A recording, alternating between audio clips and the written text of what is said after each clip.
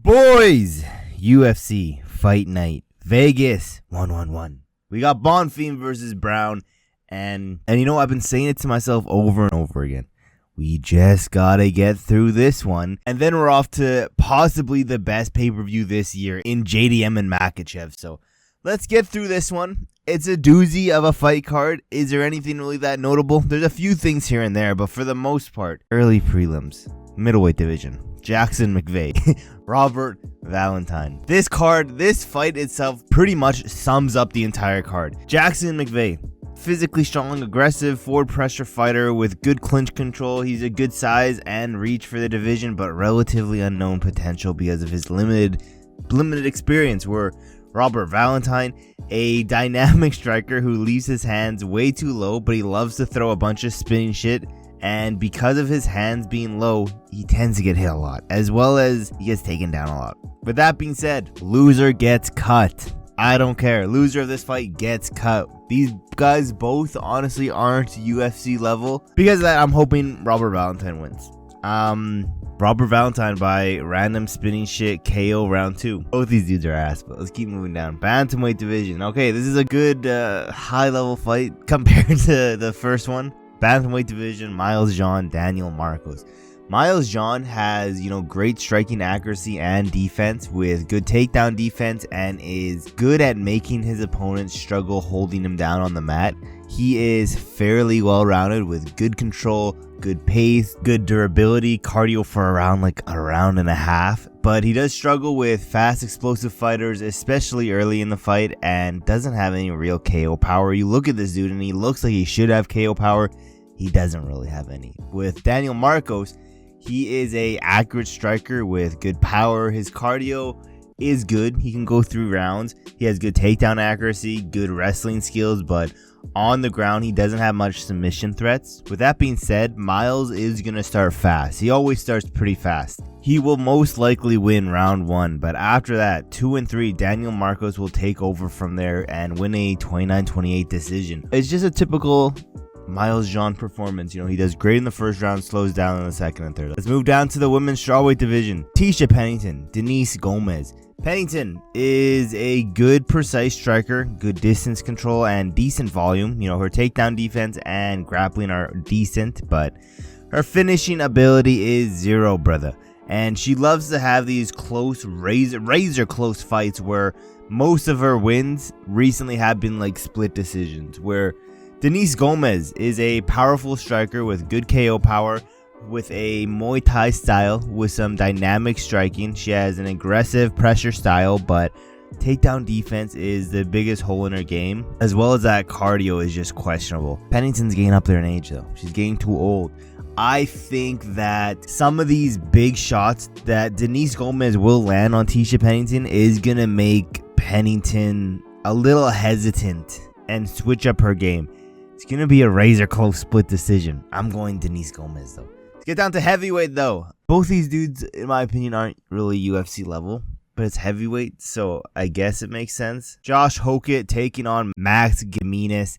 Josh, a well-rounded fighter with okay KO power, good submission threats. He has good wrestling, strong ground control, with good foot movement, being able to close the distance pretty quickly, but his striking isn't the best with barely any combinations.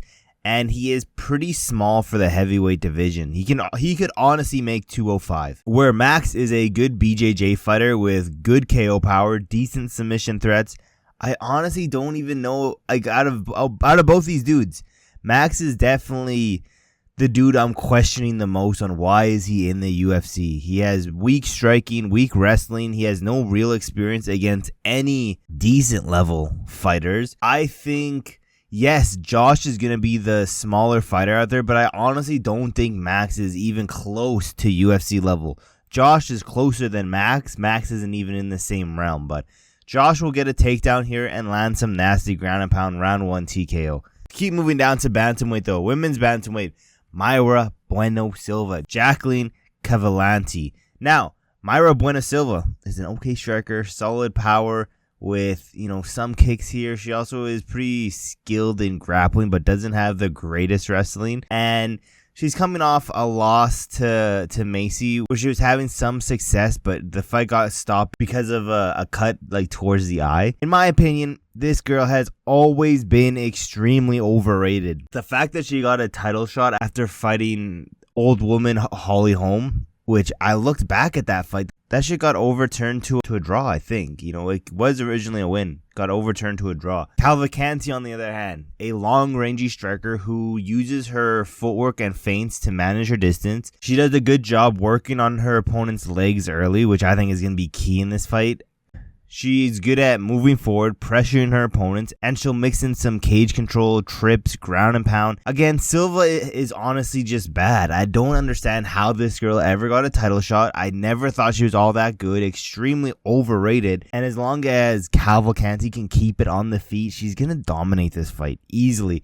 And I think she's going to mix in those leg kicks early, destroying those legs. And I don't think Mayra Bueno Silva is going to have much success with the takedowns because those legs are going to be chewed up. Let's get down to bantamweight, though. I'm excited for this one. Adrian Yanez, Cristian Quiñonez. Adrian Yanez is a good striker who has good striking volume, good KO power, with good accuracy, fight IQ. His striking defense, though, isn't the best, and he can struggle with fighters who can mix in good kicks and just good striking in general. Where Quiñonez is a well-rounded fighter with good KO power, decent submission threats. He has good striking volume and accuracy with strong BJJ, but he can get hit a good amount of times, you know, which is a little bit concerning. Plus, he struggles with takedowns. I think Quiñonez is going to get caught by something moving forward, rocked badly, then finished. I do think that Adrian Yanez is just a better, more technical fighter all around.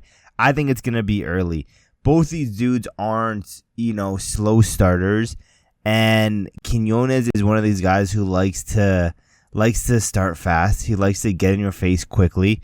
Same thing with Adrian Yanez. Both these dudes are ready to go in here and get a first round KO. And I think that's going to be Adrian Yanez. Let's get down to the featherweight division. I believe this is the main event of these prelims. Hyder Amil taking on Jamall Emmers. Amil is an aggressive striker who will walk you down, take your shots so he can get his get back, especially in the pocket. He loves getting his get back in the pocket. Luckily, he has a good chin, although he just got he just got knocked out in his last fight. He still has a good chin. He has good power for the division.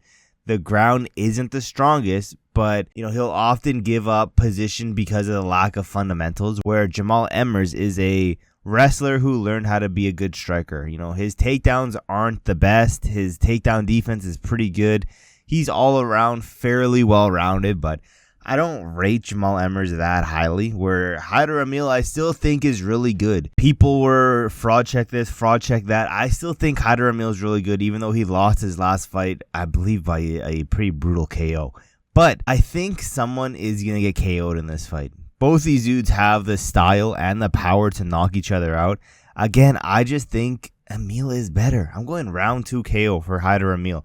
Get into the main card now. Middleweight division. See, some of these main card fights are pretty good. We got CLD taking on Marco Tulio. Cristian Leroy Duncan is a high pressure fighter with some good powerful striking, speed, creativity.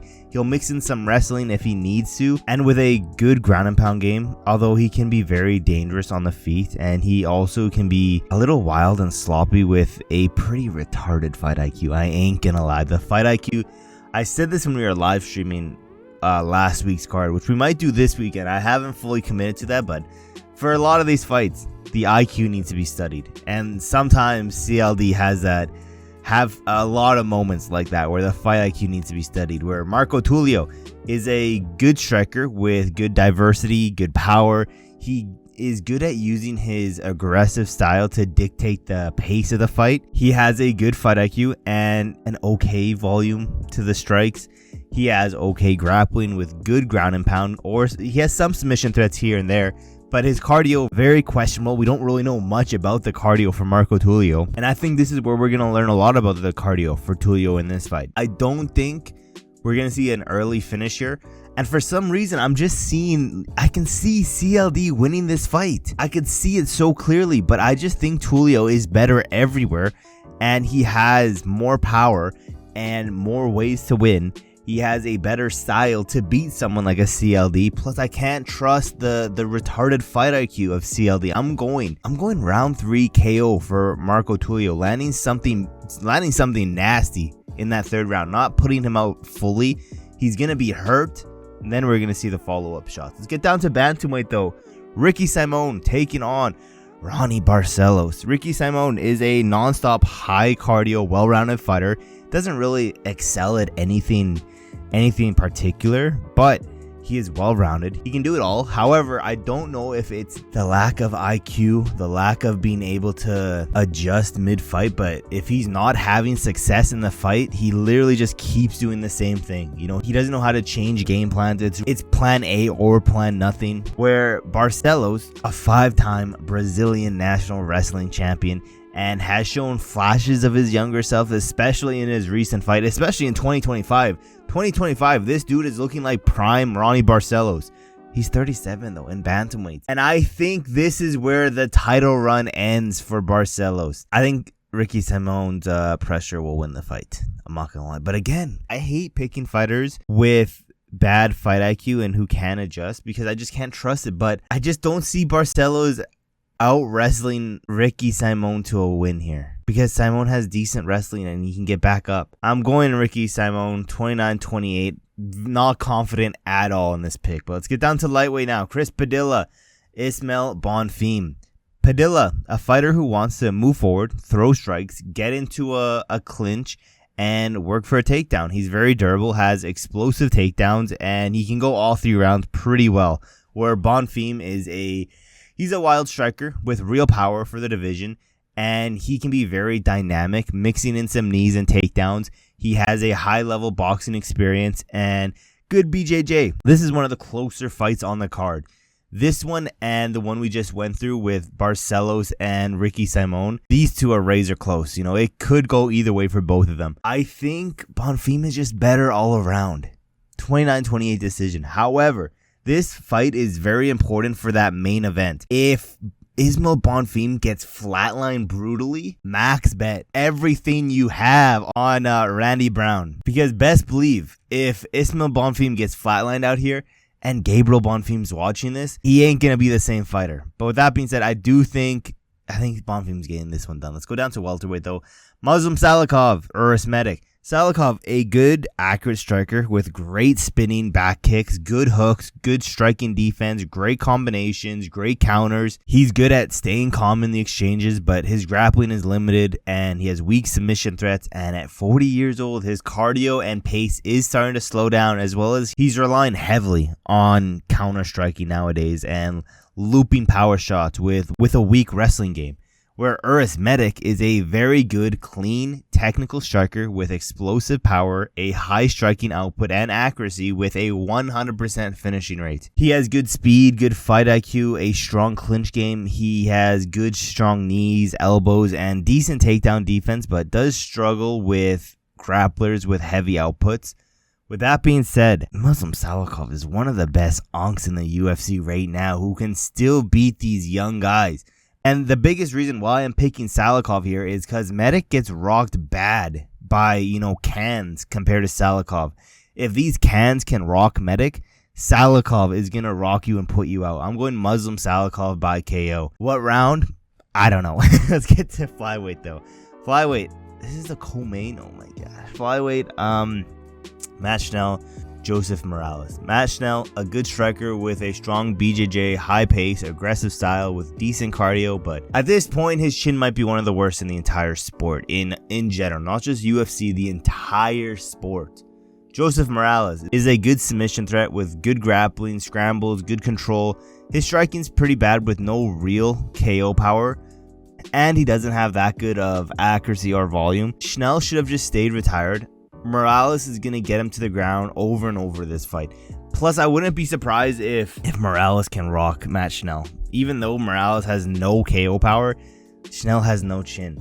So I wouldn't be surprised if he gets hurt a lot by Joseph Morales. 30-27. Matt Schnell should have stayed retired is what we're going to be saying after that fight. Get down to welterweight, the main event. Gabriel Bonfim, Randy Brown. Gabriel Bonfim is a good striker with some high-level boxing skills, good BJJ. He's pretty well-rounded. Even though he has been to one decision, his cardio still is a little bit questionable just because he likes to start off striking and if needed to mix in the wrestling, and we haven't really seen how reliable that cardio is. And now in a 5-rounder, also his ground IQ is pretty good, unlike some of these other fighters, and he'll go for position and then look for a submission, where some of these dudes go submission and then lose a position in general. But Randy Brown is a tall, rangy striker, very well-rounded, who's good at using his range, and he has technical striking, good speed, a strong clinch game. He is also a black belt in BJJ, and at times he can struggle with pressure fighters who just disrupt his rhythm. Bonfim robbed Wonderboy. Let's not forget that Gabriel Bonfim robbed Wonderboy. Wonderboy won that fight, and honestly, Randy Brown is just better, and he will find Bonfim's chin within these 5 rounds. Plus, if his bro goes out here and gets flatlined, Gabriel Bonfim is going to be a shell of himself. I'm going Randy Brown. I just think Randy Brown is a better fighter in general and all around. I think he catches a body here. I want to do early. I honestly don't know. Round 2 KO, round 3 KO. I just think he's catching Bonfim. Randy Brown is such a good technical striker with good accuracy, and he has the power to put away Gabriel Bonfim. He's definitely finding the chin somewhere in this fight. But yeah, that's UFC Fight Night Vegas 111. Do you guys care to watch any of these fights? Because to be honest, I do think this card is better than last week's, but not by much. But don't forget, after this, JDM and Makhachev. So I'm looking forward to that one. I'm gaslighting myself into getting excited for this one just because after this we got a banger and a pay-per-view. But let me know what you guys think in the comments below. Thank you for watching to the end of the video, and I will see you guys in my next video.